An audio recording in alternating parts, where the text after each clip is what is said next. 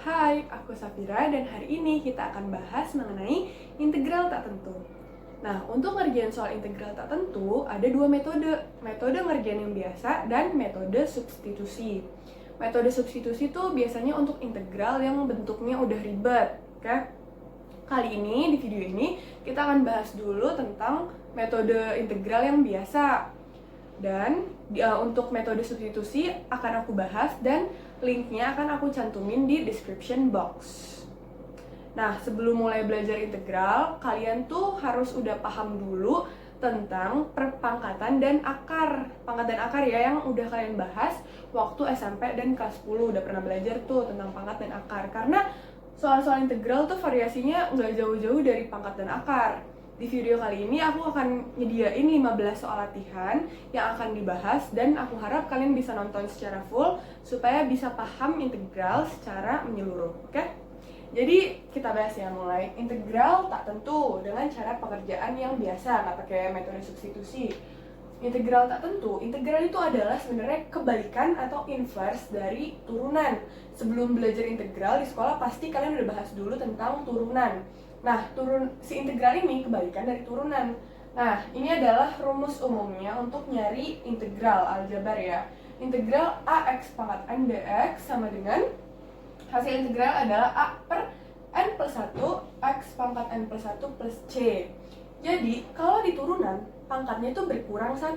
Ya kan yang kalian udah pelajarin. Kalau di integral, pangkatnya jadinya bertambah 1.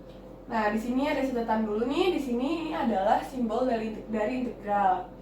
Dan dx ini artinya adalah integralnya terhadap variabel x.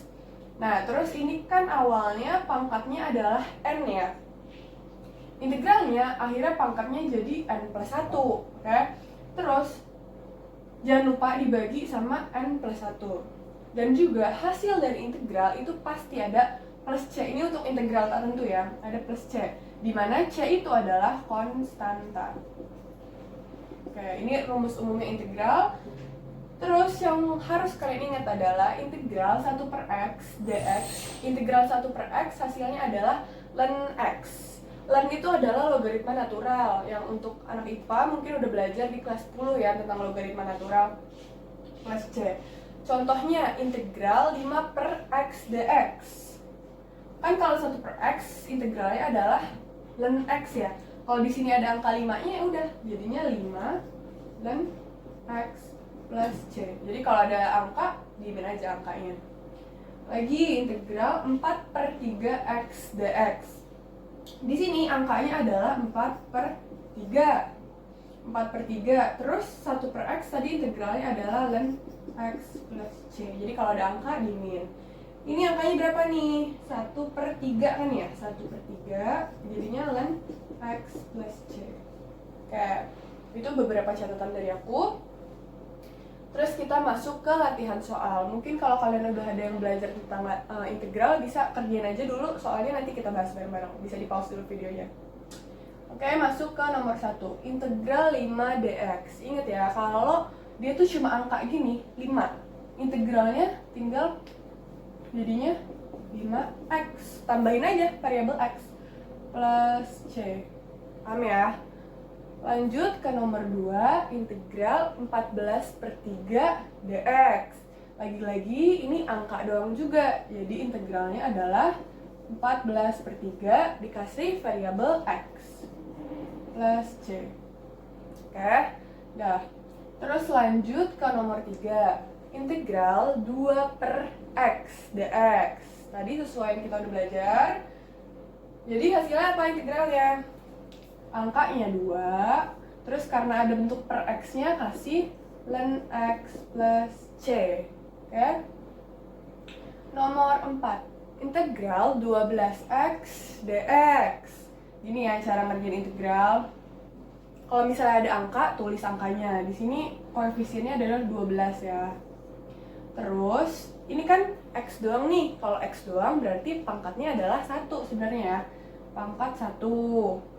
Nah, terus tadi cara integral pangkatnya bertambah 1, oke? Jadi di sini pangkatnya 1, kalau bertambah 1 jadinya pangkat 2. Jangan lupa per si pangkatnya ini. jadi per 2. Oke, jangan lupa plus C. Terus kalau misalnya bisa disederhanakan angkanya, kita sederhanakan aja. 12 per 2 hasilnya adalah 6 ya. Jadinya sama dengan 6x kuadrat plus C. Gampang kan? Lagi. Integral x kuadrat plus 4 dx. Kalau dari sini, koefisiennya berapa nih? Koefisiennya adalah 1 per 4. Ya kan ya? X kuadrat dx. Nah, dari sini ke sini kita belum integralin, baru mengubah bentuknya supaya enak ngerjainnya, supaya gampang. Oke. Terus, nih baru kita integralin nih, 1 per 4. X-nya tadinya pangkat berapa? X-nya tadinya pangkat 2. Kalau diintegralin, pangkatnya nambah 1, jadinya pangkat 3 ya. 3. Terus, dikali 1 per 4. Karena, kok 1 per 4, 1 per 3 ya. 1 per 3 plus C. Karena pangkatnya 3, jadi dia juga dibagi 3, oke?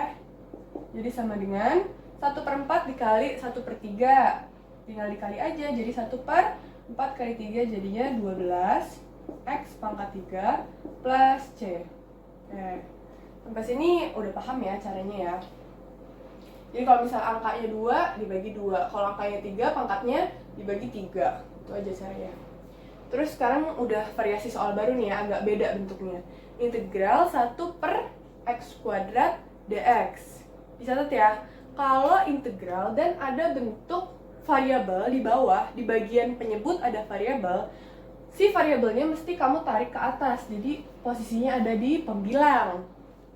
Nah, gimana cara narik ke atasnya? Seperti yang tadi aku udah bilang, kalian harus sudah paham dulu tentang cara perpangkatan dan akar. Kalau 1 per x kuadrat mau ditarik ke atas, jadinya pangkatnya ada negatifnya ya. Jadi di sini x pangkat min 2 dx. Karena ditarik ke atas, pangkatnya jadi negatif. Nah, kalau bentuknya udah kayak gini, baru kita bisa integralkan. Ini baru ngubah bentuk nih ya, belum diintegralin. Sekarang kita ubah bentuk, integralin x pangkat min 2. Ingat kalau integral pangkatnya bertambah 1. Jadi di sini x pangkat min 2 plus 1 gitu ya. Plus C. Jangan lupa ini dikali 1 per min 2 plus 1. Karena tadi yang dipangkat sama pembagian angkanya harus sama. Jadi sama dengan 1 per min 2 ditambah 1 jadinya min 1. X pangkat min 1 juga berarti ya. Plus C. 1 bagi min 1 hasilnya adalah min. X pangkat min 1 berarti dia adanya sebenarnya di penyebut karena pangkatnya negatif. Jadi bisa diubah jadi 1 per X plus C. Jadi karena pangkatnya negatif ditarik ke penyebut supaya pangkatnya jadi positif. Nah, selanjutnya integral 4 per 3 X pangkat 4. Di sini kita ubah bentuk dulu ya, karena ada variabel yang di penyebut posisinya. Harus kita tarik ke pembilang. Integral, di sini angkanya adalah 4 per 3 X pangkat min 4. Karena penyebut ditarik ke pembilang, dikasih negatif pangkatnya. Nah, udah sampai sini, baru kita integralin deh. Angkanya tulis aja, 4 per 3, oke? Terus pangkatnya tadinya adalah min 4. Karena diintegralin pangkatnya nambah 1, jadinya plus 1. Jangan lupa dibagi, jadi dikasih 1 per min 4 ditambah 1 plus C. Ini sesuai bentuk umum ini ya, rumusnya ya. Jadi sama dengan 4 per 3 dikali 1 per min 4 ditambah 1 adalah min 3. Jadi X-nya juga pangkat min 3 plus C. 4 kali 1, 4. 3 dikali min 3 jadinya min 9 ya. Terus X pangkat min 3 plus C. Di sini pangkatnya bentuknya negatif, jadi bisa ditarik ke penyebut supaya pangkatnya jadi positif. Jadi sama dengan min 4/9x pangkat 3 plus C. Tuh, jadi pangkat negatif penyebutin, jadinya pangkatnya apa? Jadi tadi kita udah bahas nomor 1 sampai 7 dan di video kali ini kita akan bahasnya sampai sini dulu. Istilahnya ini tuh yang masih introduction atau pengenalan terhadap integral. Jadi levelnya yang masih relatif mudah. Untuk soal yang relatif lebih rumit akan aku bahas di video part 2-nya dan linknya akan aku taruh di description box. Oke, terima kasih.